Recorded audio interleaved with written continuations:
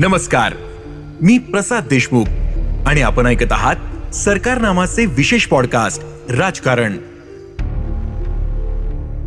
लाखो वारकऱ्यांचे श्रद्धास्थान असलेलं पंढरपूर येथील विठ्ठल रुक्मिणीचं मंदिर बडव्यांच्या ताब्यातून मुक्त करणं, मुलींना 10वी पर्यंत मोफत शिक्षण आदी महत्वाचे निर्णय कोणत्या मुख्यमंत्र्यांनी घेतले याची माहिती नव्या पिढीतील बहुतांश जणांना नसेल.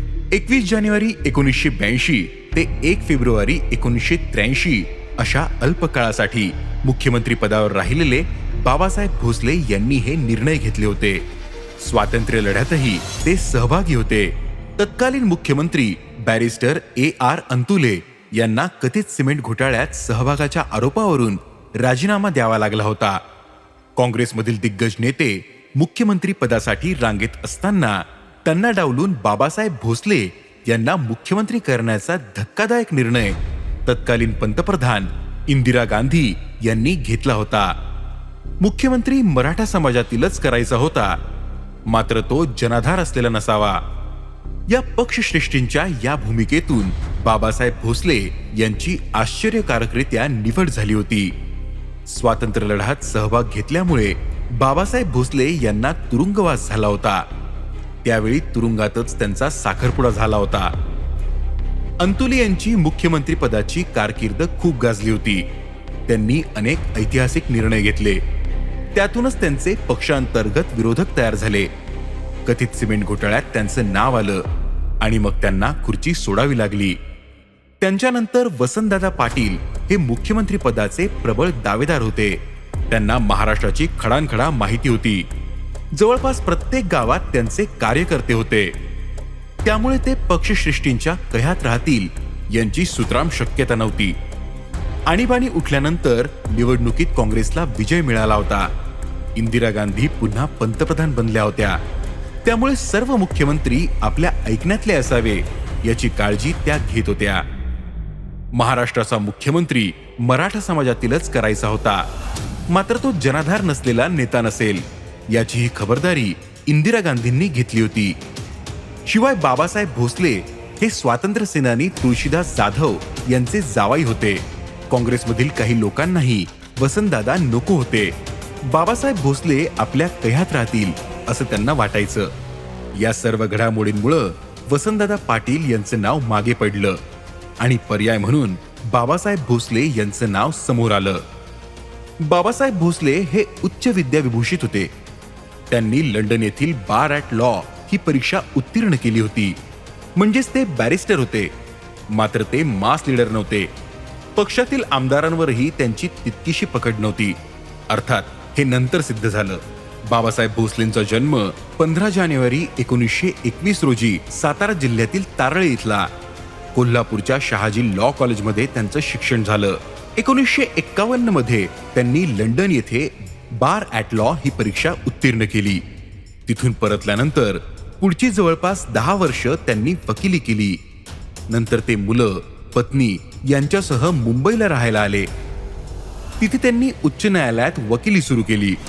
1978 मध्ये त्यांनी पहिल्यांदाच काँग्रेसच्या उमेदवारीवर विधानसभेची निवडणूक लढवली. मात्र मुंबईतील नेहरूनगर विधानसभा मतदारसंघातून ते पराभूत झाले. 1980 मध्ये पुन्हा ते याच मतदारसंघातून लढले आणि विजयी झाले. आमदारकीच्या पहिल्याच टर्ममध्ये त्यांना मंत्रिपद मिळालं. अंतुलेच्या सरकारमध्ये त्यांना कायदा, न्यायव्यवस्था, श्रम, मराठी भाषा, वाहतूक, फलोत्पादन या खात्यांचे कॅबिनेट मंत्रिपद मिळालं. पहिल्या कार्यकाळात ते मंत्री आणि नंतर मुख्यमंत्रीही बनले. सोलापूरचे तुळशीदास जाधव हे देशाच्या स्वातंत्र्य लढ्यात अग्रणी होते. गोळ्या घाला, मात्र डोक्यावरील गांधी टोपी काढणार नाही असं ते ब्रिटिश फौजांना निक्षून सांगायचे. महात्मा गांधीजींनी 1942 मध्ये पुकारलेल्या भारत छोडो आंदोलनाला देशभरातून मोठा प्रतिसाद मिळाला. महाराष्ट्राच्या ग्रामीण भागातून तुळशीदास जाधव यांच्या नेतृत्वाखाली ग्रामीण भारतातील तरुण भारत छोडो आंदोलनात मोठ्या संख्येनं सहभागी झाले. त्यात बाळासाहेब भोसले यांचाही समावेश होता. बाबासाहेब भोसले यांचे वडील प्राथमिक शिक्षक होते. ते सत्यशोधकी चळवळीत होते. बाबासाहेबांनी वडिलांचा हा वारसा पुढे सुरू ठेवला. अर्थात बाबासाहेब भोसले अभ्यासात हुशार होते, त्यामुळे तुळशीदास जाधव यांचे प्रिय शिष्य झाले. त्यांनी आपली कन्या कलावती हिचं लग्न बाबासाहेब भोसले यांच्याशी 1945 मध्ये गांधीवादी पद्धतीनं केलं. तत्पूर्वी त्यांचा साखरपुडा तुरुंगात झाला होता. 1940च्या शतकात बाबासाहेब भोसले यांनी सातारा, कोल्हापूर, सांगली या भागात भूमिगत राहून काम केलं होतं. त्यांच्यावर इंग्रजांची नजर पडली. त्यांची खासगी मालमत्ता जप्त केली गेली. भारत छोडो चळवळीत बाबासाहेब भोसलेंना 1.5 वर्षाच्या कारावासाची शिक्षा झाली. तुळशीदास जाधव त्यावेळी येरवडा तुरुंगात होते. कन्येचा साखरपुडा आपल्या डोळ्यासमोर व्हावा अशी त्यांची इच्छा होती. त्यानुसार बाबासाहेब आणि कलावती यांचा साखरपुडा तुरुंग अधिकाऱ्यांच्या निगराणीखाली येरवडा कारागृहात झाला होता. 1947 मध्ये त्यांनी काँग्रेसचा इतिहास हे पुस्तक लिहिलं. स्वातंत्र्यानंतर तुळशीदास जाधव यांनी काँग्रेस सोडली. केशवराव जेधे, शंकरराव मोरे यांच्यासोबत मिळून त्यांनी शेतकरी कामगार पक्षाची स्थापना केली. पुढे काही वर्षांनंतर ते पुन्हा काँग्रेसमध्ये परत आले. मराठवाड्यातील नांदेड लोकसभा मतदारसंघातून त्यांनी निवडणूक लढवली. ते विजयी झाले. तोपर्यंत उच्च न्यायालयात व्यवस्थित सुरू असलेली वकिली सोडून बाबासाहेब भोसले राजकारणात सक्रिय झाले होते.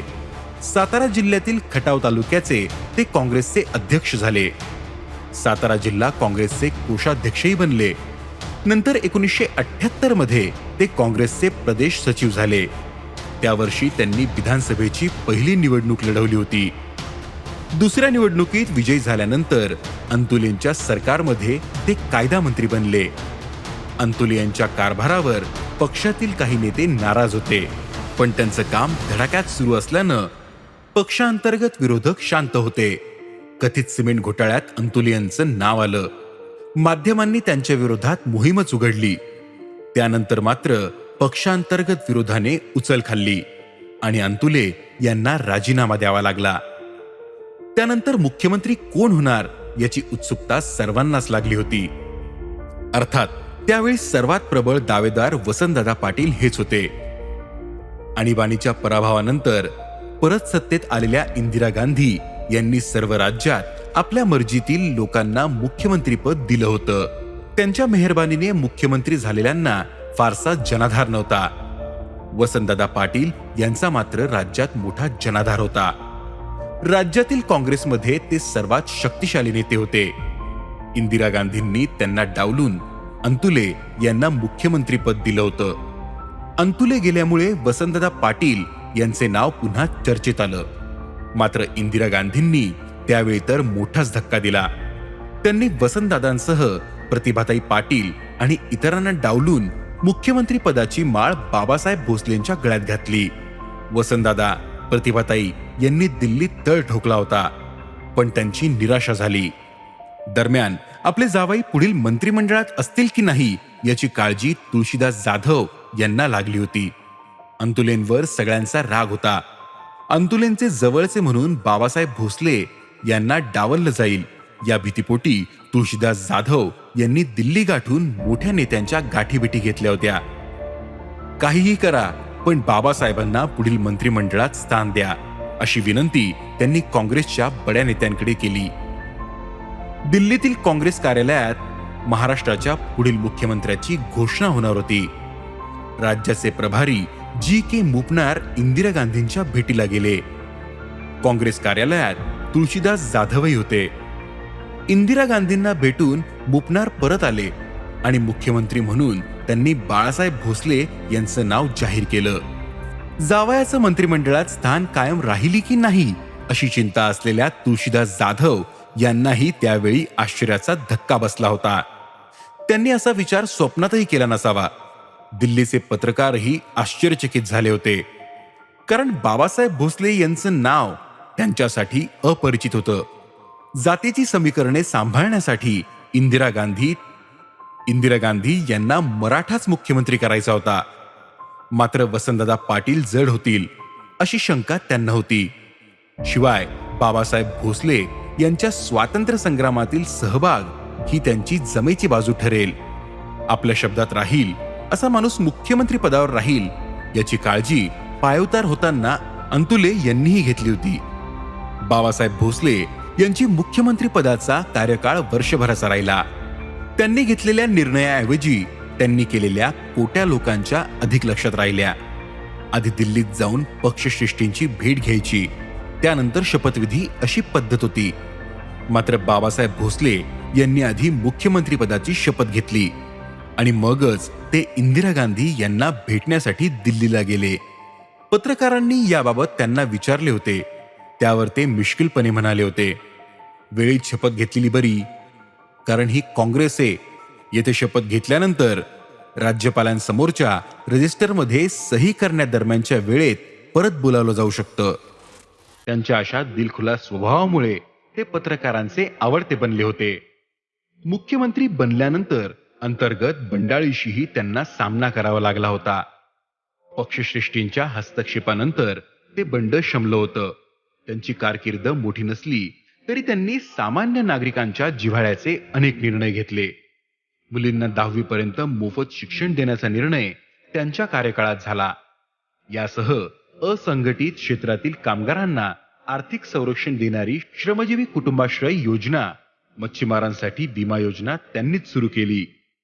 स्वातंत्र्य सैनिकांच्या पेन्शनमध्ये वाढ करण्याचा निर्णय त्यांनी घेतला. अमरावती विद्यापीठाला त्यांच्याच काळात परवानगी मिळाली. त्यांचं मुख्यमंत्रीपद गेल्यानंतर 3 महिन्यांनी हे विद्यापीठ सुरू झालं. आता त्या विद्यापीठाचं नाव संत गाडगेबाबा अमरावती विद्यापीठ असं आहे. चंद्रपूर जिल्हा निर्मिती उच्च न्यायालयाच्या छत्रपती संभाजीनगर म्हणजेच पूर्वीच्या औरंगाबाद खंडपीठाची स्थापना त्यांच्याच काळात झाली. पंढरपूरच्या विठ्ठलाला बडव्यांपासून मुक्त करण्यासाठी त्यांनी पंढरपूर देवस्थान कायद्याची निर्मिती केली. बाबासाहेब भोसले यांची चहूबाजूंनी कोंडी करण्याचा प्रयत्न झाला. पक्षांतर्गत विरोधक आणि दुसऱ्या बाजूला शरद पवारांसारखे मातब्बर विरोधी पक्षनेते. त्यातच दत्ता सामंत यांचा गिरणी कामगारांचा संप. अशा तगड्या आव्हानांना ते सामोरे गेले. त्यांच्या कार्यकाळात पोलिसांनी बंड केलं. त्याला काही बड्या नेत्यांची फूस होती. पोलिसांनी आपल्या मागण्यांसाठी पुकारलेला हा संप 48 तास चालला. त्यानंतर त्यांनी पोलिसांची संघटना विसर्जित केली.